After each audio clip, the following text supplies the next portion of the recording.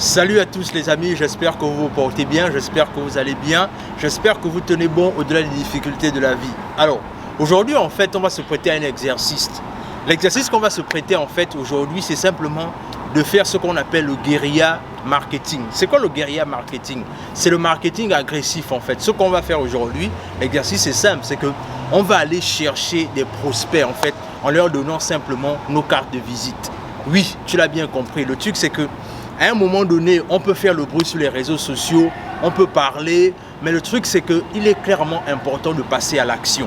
Et c'est la raison pour laquelle aujourd'hui, vous allez en fait nous suivre.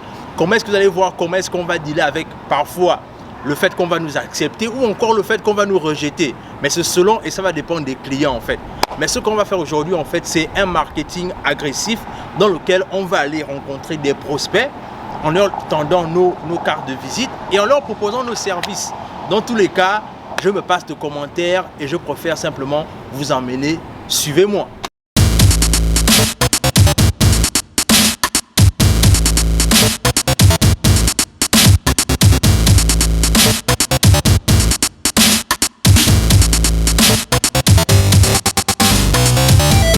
Ok, comme je vous disais, ce qu'on va faire, c'est qu'aujourd'hui, on va aller rencontrer en fait nos clients, enfin nos futurs clients, parce que là, on va essayer un peu de passer de l'action à la pratique. Donc voilà quoi, vous nous suivez et puis vous allez marcher avec nous, vous allez comprendre en fait comment est-ce que ça se passe habituellement, comment est-ce que les choses évoluent et puis voilà quoi. Maintenant, rien ne garantit qu'on sera forcément aimé là où on va partir, mais c'est pas grave. C'est le prix à payer si et seulement si on veut arriver à s'en sortir et à continuer à entreprendre. Donc, comme on avait déjà fait ce resto-là, on leur a déjà donné nos cartes de visite. Donc, ce qu'on va faire simplement, c'est qu'on va continuer. Voilà quoi. On va continuer et puis on va voir. On va voir.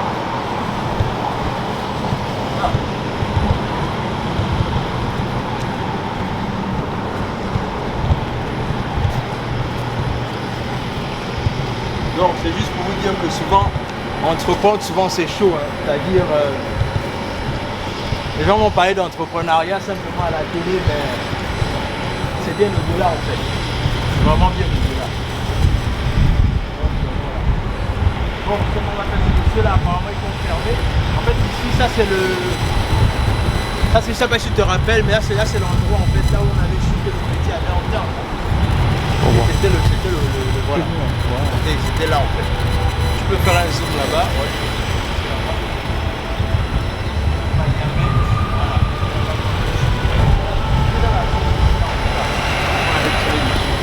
Lors des manifestations de George Floyd. Yeah. Ok, on va aller un peu dans le restaurant. Est-ce que tu veux parler un peu du business là? Ah ok, effectivement.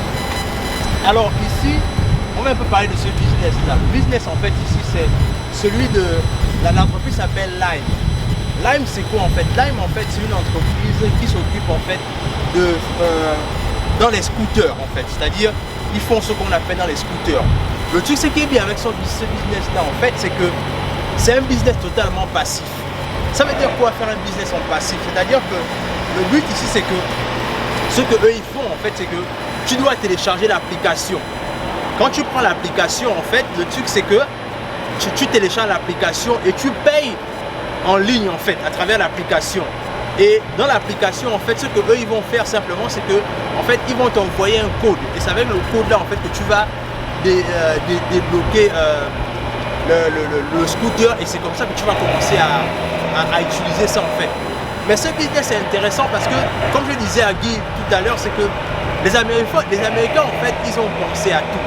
C'est-à-dire que pendant que nous on est encore dans certains business qui sont parfois on va dire quelque part encore archaïques, mais les Américains ils ont déjà pensé à auto-déléguer en fait leurs responsabilités. C'est-à-dire que voilà quelqu'un, une entreprise, eux leur travail en fait c'est que ce que eux ils font simplement c'est que ils viennent, ils déposent le scooter dans les carrefours là où il y a plus d'affluence. Et maintenant ce qui se passe en fait c'est que les personnes qui sont intéressées, ce qu'ils vont simplement faire c'est que ils vont prendre le code et ils vont scanner ici. Et quand il scanne ici, en fait, automatiquement, ce qui va se passer, c'est que il y aura un code en fait qui va se dessiner. Et en fait, quand il scanne, il paye et ensuite l'application ça s'allume directement et du coup il commence à ride en fait. Et ce business est très intéressant parce que je pense clairement que nous aussi quelque part dans le long terme on doit arriver à s'inspirer de ce genre de choses.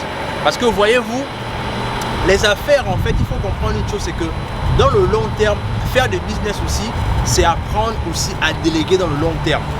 Donc vraiment, si c'est quelque chose qui t'intéresse également, tu peux implémenter ça en Afrique.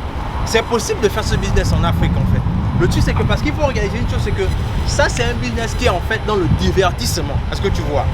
Les gens, et là ce business est souvent d'actualité pendant la période de l'été en fait, pendant le summer. Parce que justement les gens cherchent quoi faire.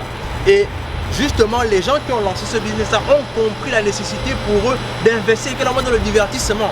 Donc toi aussi c'est quelque chose qui t'intéresse, tu peux aussi le faire, tu peux investir dans le divertissement en fait. Donc il fallait que je te parle un peu de ça. Donc